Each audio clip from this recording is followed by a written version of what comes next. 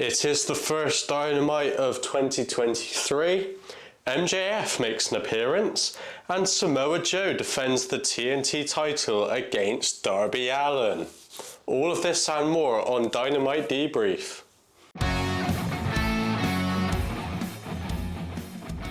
Hey guys, how you all doing? The Wrestling Guy back here today. Welcome to another episode of Dynamite Debrief, the series where we have a look at everything that's happened on this week's episode of Dynamite, including the matches, the promos, and all of the other little bits and pieces we've had on this week's episode. We're going to have a look at it all in today's video, guys. So if you guys do go on to enjoy, hit the thumbs up button and subscribe. Make sure to turn on that notification bell so you don't miss any of the content we have coming up for you here on the channel. Without further ado, let's break down everything that's happened on this week's episode of Dynamite. So we would kick 2023 off in AEW with a bang, because we would have the Ocho Chris Jericho against Absolute Ricky Starks. We found out about this match a couple of weeks ago on Dynamite, and we knew this was going to be taking place in today's show. Jericho would come out to a massive ovation from the fans, everyone loving a bit of a fuzzy sing along there. He would start things off with a double middle finger. Wow. We know what Chris Jericho thinks about Christmas and New Year. Getting the fans pumped up and excited. The crowds were absolutely on fire to kick things off here tonight. Absolute Ricky Starks, people absolutely love him, no pun intended. People absolutely loved Ricky Starks in this match, and they absolutely did a fantastic job. Jericho able to avoid the Rochambeau attempt at various times.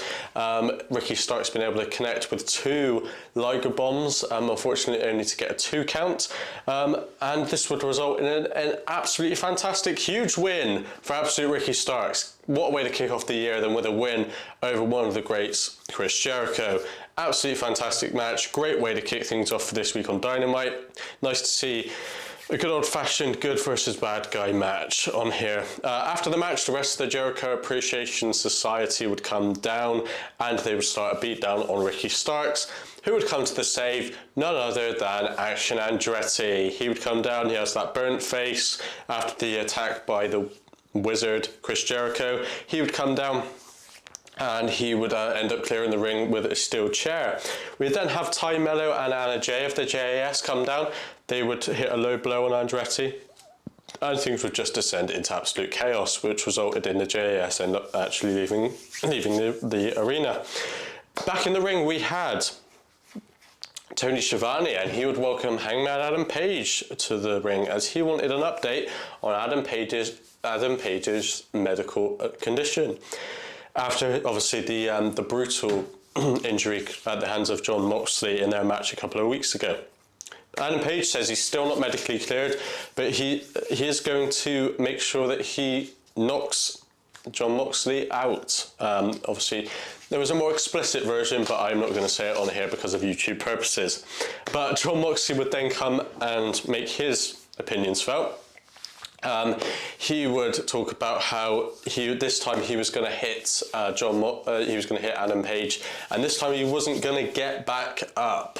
And that people like Adam Page don't belong in the ring with someone like Jon Moxley. This is ultimately setting up for a match. I wouldn't be surprised if we see this at Revolution, maybe, which is their first pay-per-view of the year. This would be a really, really good matchup on the card here. I would love to see this. Let me know down below in the comment section. Would you guys like to see these two in the ring? Let me know. Match 2 of the evening would bring us the AEW World Tag Team titles being defended. The Acclaimed versus Jeff Jarrett and Jay Lethal. Some people may not love this match. It might be a bit too old school for people. People have various opinions on the likes of Jeff Jarrett still wrestling, but I thought this match did absolutely everything it needed to do. I am a big fan of the Acclaimed. I think they're doing a great job in the AEW tag division, and they're doing absolutely fantastic work with the tag titles as well. They would end up picking up the victory in this match to retain their belts. They proved that they can be just as good as the greats, the likes of Jeff Jarrett. Jarrett continues to impress, though. Age is just a number, and Jeff Jarrett really did prove that here in this matchup. So fair play to him on there. Will we see more things from Jeff Jarrett in the coming weeks? We shall see. Tony Schiavone would be sat having an interview with Dr. Britt Baker, DMD, and Jamie Hayter. They would be discussing the situation with Saraya. We know that next week it is going to be Jamie Hayter and Britt Baker versus Saraya, and a tag partner of her choice, which she does reveal later in the episode. Jungle Boy is having this issue with the firm at the minute. He would be talking about Big Bill and Lee Moriarty. How about we have Hook and Jungle Boy versus the firm? Can we have that? That would be a really good one on there. Loving this partnership potentially between Jungle Boy and Hook as well. Match 3 of the evening would bring us Bryan Danielson and Tony Nese. Bryan Danielson is in front of his home fans here, so really exciting for him on there. He wants a fight, so he's going to be going one-on-one against the premier athlete Tony Nese. He would end up picking up the victory on here. Absolutely brilliant. After the match, he would be all fired up and ready to go, and he would call out MJF. MJF would come out, do his usual cut this man's music gimmick that he does. He would then come out and start spouting his mouth towards Bryan Danielson. He referred to him as Brain Damaged Bryan, which I really liked on there. And he said, oh no, you want me to come down to the ring and wrestle you? How about no? MJF doesn't care about the fans. He doesn't care about the other members of the locker room. The only person he cares about is MJF. Bryan Danielson, absolutely brilliant at the minute. Both these guys, if these guys ended up having a match, this is going to be absolutely one of the contenders, I think, for match of the year. Danielson absolutely makes his presence felt that he hates MJF, and it's time to fight and get things settled. MJF would give Bryan Danielson an ultimatum. If Danielson wins all of his matches until February the 8th, then he'll face him at Revolution for the title. Bryan Danielson agreed to this only if he can pick the stipulation for their match, which is a 1-hour Iron Man match. Whoever scores the most falls in 60 minutes wins the AEW Championship. MJF agrees. Wow. This is a nice bit of storytelling on here. Really, really like this on here. This is really nice. Are we going to see MJF and Bryan Danielson? I really, really hope so. Up next, we had match 4 of the evening. It was AR Fox versus Swerve Strickland. Swerve Strickland obviously coming down with his new partners, the Mogul Affiliates. This was a fun and brutal match. A little bit of a Lucha Underground revamp here for you guys. If you guys are Lucha Underground watchers, you'd understand what I'm saying. These two men have very similar styles and they work amazingly well with each other. They have had experience, like I said, in matches together before. It's great to see AR Fox on another episode of Dynamite because I think he is absolutely fantastic. Swerve Strickland, one of my standouts in AEW at the minute. I think he is really, really good. Put these two in a match together, absolutely fantastic job. Winner of the match was Swerve Strickland. So another win for Swerve Strickland on there. He's really starting to build up his momentum now. Will we see him maybe push for the TNT title at some point? We shall see. Then we saw Saraya, Hikaru Shida and Toni Storm sat down before Renee Paquette. Saraya has said that she has reviewed the roster and it's got some of the best female athletes in the world. Saraya says she's sitting next to two of the greatest in Toni Storm and Hikaru Shida, and then she revealed that her partner for next week will be Toni Storm. So it will be Toni Storm and Saraya versus Britt Baker and Jamie Hayter.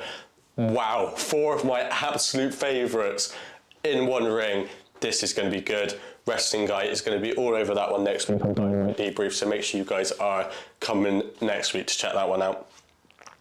Then we had a little segment from the Guns. They would be addressing FTR and they would host a FTR funeral for their career.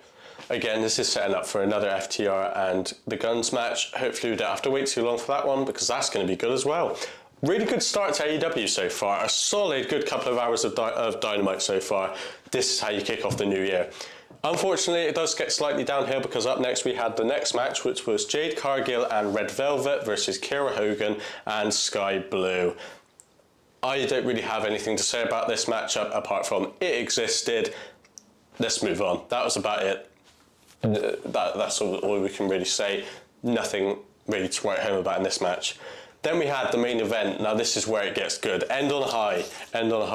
The AEW TNT title was on the line as Samoa Joe defends it against the hometown kid, Darby Allin. So, Darby Allin, if you've ever watched a Darby Allin match before, he is a guy that you can never count out in a match. No matter if he's been beaten down to the point where you never think he's going to get up again, you cannot count Darby Allin out until he has actually lost the match. What a story these two put on as well. Samoa Joe, Darby Allin, two of the greats in AEW.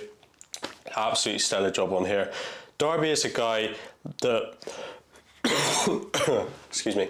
Darby is a guy that a lot of fans have really kind of got invested in, and it was great to see him get a good performance in front of his hometown crowd as well. He would end up picking up the win and becoming the new AEW TNT champion. Yes, yes, yes. This gets a big thumbs up by the wrestling guy on here. Really happy with this one. And then we see Sting. We haven't seen Sting for a little while, but Sting has arrived. He comes down to congratulate Darby Allin. Confetti rains everywhere. The fans are absolutely on fire. This is really, really good. This was an incredible episode of Dynamite, if I'm honest with you guys. Had a slight blip there with that tag match in the middle, but absolutely fantastic job. No faults on here for me, like I said, apart from that tag match. We have some great storylines going forward here in 2023. I can't wait to see what happens. Next week is going to be really, really good as well. That is this week's episode of Dynamite all gone through for you guys. So if you guys did enjoy, like I said, hit the thumbs up button and subscribe. Join me next week for Dynamite Debrief as well, where we have a look at what AEW have in store for us next. Thank you all for watching, and I'll see you in the next one.